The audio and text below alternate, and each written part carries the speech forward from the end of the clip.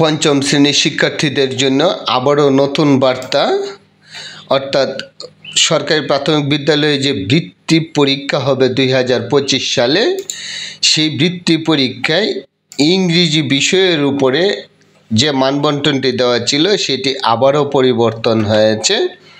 আর সেই পরিবর্তনের তারিখ 29/7/2025। আর এই সম্পূর্ণ মানবন্টনটি ইংরেজি এবং বাংলা ভাষায় ব্যাখ্যা প্রদান করে তোমাদের সামনে আমি এখন উপস্থাপন করব এবং এর বিস্তারিত আলোচনা করব। কুয়েশনের প্যাটার্নটা তোমাদেরকে আমি এখন বুঝিয়ে দেব সেই মানবন্টন অনুযায়ী। তো যে এই মানবন্টনটি প্রকাশিত হয়েছে এই যে 29/7/2025, এখানে 3 জনের স্বাক্ষরিত রয়েছে। এই 3 জনের স্বাক্ষরিত যে মেইন মানবন্টনটি সেটি দেখতেই পাচ্ছ এখানে। আমি এখন এর ডিটেল বুঝিয়ে দিচ্ছি, লক্ষ্য করো। অর্থাৎ সরকারি প্রাথমিক বিদ্যালয় বৃত্তি পরীক্ষা 2025 আমি এখন হুবহু তুলে ধরছি, লক্ষ্য করো। Government primary school scholarship examination 2025 অর্থাৎ 2025, class 5, subject English, mark 100, time 2 hours 3 minutes। অর্থাৎ সরকারি প্রাথমিক বৃত্তি পরীক্ষা 2025 পঞ্চম শ্রেণী, বিষয় ইংরেজি। আর 100 মার্কের পরীক্ষা হবে, সময় থাকবে তোমাদের 2 ঘন্টা 30 মিনিট। তো লক্ষ্য করো, এই যে read the text, dialogue and answer the questions 1, 2 and 3. This text dialogue will be given from the textbook English for today of class 5। অর্থাৎ এই যে তোমাদের বইয়ে কথোপকথন আকারে অথবা প্যাসেজ আকারে আছে সেটা তো তোমরা জানোই। এই প্যাসেজ অথবা ডায়লগ আকারে একটি টেক্সটে দেওয়া থাকবে, যেখান থেকে 1, 2 এবং 3 নং কুয়েশন পর্যন্ত থাকবে। আর সেই টেক্সটটি তোমাদের ইংলিশ ফর টুডে যে বই আছে সেই পাঠ্য বই থেকে, পঞ্চম শ্রেণীর পাঠ্য বই থেকেই সেটি থাকবে, সেটি বলেছে। এখন দেখো কি কি থাকবে এই 3টি কুয়েশনের মধ্যে, লক্ষ্য করো। এই যে match the given word to their meanings, অর্থাৎ 5টি ওয়ার্ড দেওয়া থাকবে। এই 5টি থেকে মানে এই সিমিলার মিনিংটা প্রকাশ করবে, সেই মিনিংটা তোমাদের সঠিক উত্তর দিতে হবে। আর সেইখানে থাকবে 5টি, এক এক করে 5 number.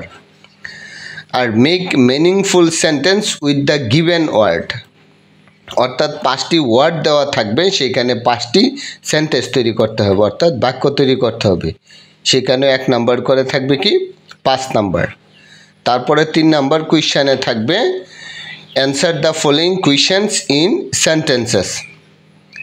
6 short constructed response questions will be given and students will have to answer all of them।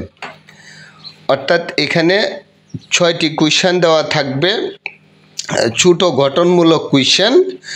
আর সেই প্রশ্নের তোমাদের উত্তর দিতে হবে এবং এর অতিরিক্ত কোনো প্রশ্ন দেওয়া হবে না। 6টি থাকবে এবং 6টিরই উত্তর করতে হবে। সেখানে থাকবে প্রতিটি প্রশ্নে 3 নাম্বার করে, এই 3, 6, 18 নাম্বার। তারপরে দেখো read the text, dialogue and answer the questions 4, 5 and 6. Then text dialogue will not be given from the textbook English for today of class 5। অর্থাৎ উপরে যে 3টি কুয়েশন করা হয়েছিল 1, 2, 3, সেটা তোমাদের মেইন পাঠ্য বই থেকে ছিল। আর এটা যে 4, 5, 6 কুয়েশন করবে সেটা কোনো পাঠ্য বই থেকে থাকবে না, অর্থাৎ পাঠ্য বইয়ের বাহিরে। পাঠ্য বইয়ের বাহিরেতে একটা ডায়লগ আকারে প্যাসেজ দেওয়া থাকতে পারে অথবা একটা গল্প দেওয়া থাকতে পারে প্যাসেজ আকারে। সেই পূর্বেরটা নেই, কিন্তু সেটা থাকবে কি আনসিন। এখন কুয়েশন যে 4, 5, 6 করবে সেটা লক্ষ্য করো। 4 নম্বরে থাকবে fill in the blanks with appropriate word from the box, অর্থাৎ 4 নম্বর কোয়েশ্চেনে একটা বক্স দেওয়া থাকবে, সেখানে উপযুক্ত শব্দ দ্বারা শূন্যস্থান পূরণ করতে হবে। সেখানে থাকবে কি 5 নাম্বার, আর ব্ল্যাঙ্ক থাকবে কি 5টি। তারপরে দেখো মাল্টিপল চয়েস কোয়েশ্চেন, অর্থাৎ বহুরূপী প্রশ্ন, অর্থাৎ যেটাকে বলা হয় এমসিকিউ, সেখানে থাকবে 5টি, 5 নাম্বার।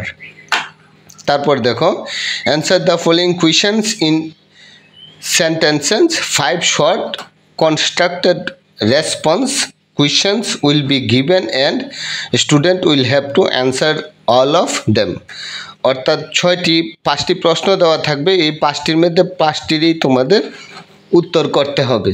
এখানে বিকল্প কোনো প্রশ্ন দেওয়া থাকবে না, অর্থাৎ অতিরিক্ত প্রশ্ন দেওয়া থাকবে না, অর্থাৎ গঠনমূলক ছোট প্রশ্ন থাকবে, আর প্রত্যেকটিতে থাকবে 3 নাম্বার করে 15।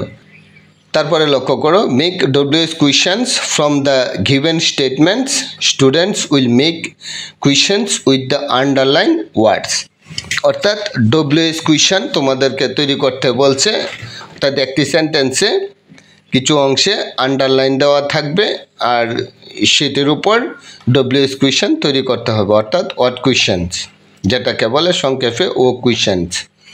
তো যাই হোক, তারপরে লক্ষ্য করো rearrange the given words in the correct order to make meaningful sentence. Rearrange the given sentence in the correct order to make a meaningful text oblique story, অর্থাৎ তোমাদের যে রিঅ্যারেঞ্জ আসবে সেটা একটি সেন্টেন্স আকারেও দেওয়া থাকতে পারে, অথবা ট্রেডিশনাল যে স্টোরি আছে এই গল্পের আকারেও দেওয়া থাকতে পারে, অথবা প্যাসেজ আকারেও দেওয়া থাকতে পারে, সেটা সিরিয়াল অনুসারে পুনরায় সঠিকভাবে সাজাতে হবে, সেটাই বলছে। তারপরে লক্ষ্য করো rewrite the sentences using capitalisation and punctuation mark, অর্থাৎ বিরাম চিহ্নের ব্যবহার, সেইখানে 5 নাম্বার থাকবে, আর রিঅ্যারেঞ্জে থাকবে কি 6 নাম্বার। তারপরে লক্ষ্য করো question number 10, fill up the form, fill in the blanks using from related to days, month, time, cardinal and ordinal numbers or words for figures। তো একটি ফর্ম দেওয়া থাকবে, সেখানে ব্ল্যাঙ্ক থাকবে এবং এই কোয়েশ্চেনটার মধ্যে তারিখ, মাস এবং এই যে সংখ্যা দেওয়া থাকবে, সেই উপরের ইনফরমেশানগুলো নিয়ে এই ব্ল্যাঙ্কটা ফিল আপ করতে হবে সেই লাইনগুলো থেকে, আর সেইখানে থাকবে 5 নাম্বার, 5টি লাইন দেওয়া থাকবে, ব্ল্যাঙ্ক ড্রডও দেওয়া থাকবে, সেখানে ফিল আপ করতে হবে। তারপরে দেখো complete the sentences text using the correct form of verb, যেটাকে বলা হয় রাইট ফর্ম অফ ভার্ব, অর্থাৎ ভার্বের সঠিক রূপ, আর সেখানে ব্ল্যাঙ্ক থাকবে 5টি, সেখানে 5 নাম্বার ফিল আপ করতে হবে, তাহলে সেটিতে থাকবে কি 5 নাম্বার। তারপরে লক্ষ্য করো কোয়েশ্চেন নাম্বার 12, রাইটিং পার্ট চলে এসেছে, অর্থাৎ write a simple personal letter, clue will be given, মানে ক্লো দেওয়া থাকবে, যেমন লেটারের কয়টি অংশ থাকে এই অংশগুলো উল্লেখ করে দিতে পারে যে এই অংশগুলো তোমরা উপরে লেটারটা লেখো, এই জন্য যে পার্সোনাল লেটার অর্থাৎ ব্যক্তিগত চিঠি, যেটাতে থাকবে কি 10 নাম্বার। তারপরে দেখো কোয়েশ্চেন নাম্বার 13, আমরা সর্বশেষে চলে এসেছি, write a short composition, free writing or by answering a set of questions, অর্থাৎ সংক্ষিপ্ত একটি অনুচ্ছেদ থাকবে, যেটা সাপোর্টিং হিসাবে কোয়েশ্চেন দেওয়া থাকবে নিচে, এই কোয়েশ্চেনের উপরে পয়েন্টগুলো রেখে তোমরা কোয়েশ্চেনের এই কম্পোজিশনটি অ্যান্সার করবে, অর্থাৎ সংক্ষিপ্ত একটি কম্পোজিশন লিখবে, সংক্ষিপ্ত অনুচ্ছেদ, সেখানে থাকবে কি 10 নাম্বার। আর আরেকটি বিষয় হচ্ছে যে এখানে যে পুরো মানবন্টনটি অ্যাপ্লাই করা হয়েছে, এখানে অনেক কোয়েশ্চেনের অ্যান্সারই তোমরা যে একাডেমিক বইতে যে মডেল কোয়েশ্চেন পড়েছো, সেখানেও কিন্তু পাংচুয়েশন মার্ক, এই যে সুইটেবল ওয়ার্ড, এগুলা কিন্তু প্রত্যেকটা অংশে প্রায় অনেক অংশেই 80%ই কিন্তু সেখান থেকে কমপ্লিট হয়ে যাবে। আর এই ধারাবাহিক ভিডিওগুলা এখানে আপলোড করা আছে, তোমরা পর্যায়ক্রমে দেখতে থাকো এবং বৃত্তির জন্য আলাদা ভিডিও আপলোড করা হবে। এই যে এখানে পুরো বাংলাটাই দিয়ে দিয়েছি, তোমরা রিডিং পড়লেই বুঝতে পারবে, রিডিং পড়ে নিও, ভিডিওটা লেন্থি হয়ে যাবে, এই জন্য আমি আর রিডিং পড়লাম না।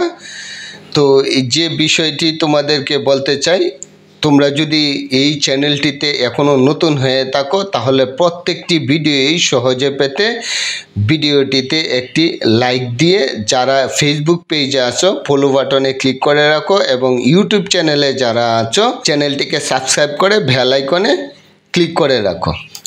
আর প্রত্যেকটি ভিডিও তোমরা পেয়ে যাবে প্লেলিস্টে গিয়ে যদি চেক করো ফেসবুক অথবা ইউটিউব চ্যানেলে, প্লেলিস্টের নাম হচ্ছে ক্লাস 5 ইংলিশ অল। তোমরা এখানে ভিজিট করো, প্রত্যেকটি ভিডিও তোমরা সেখান থেকেও দেখে নিতে পারো। আজ এই পর্যন্তই, পরবর্তী ভিডিওতে আবার দেখা হবে। Thank you so much, hope to see you next, by.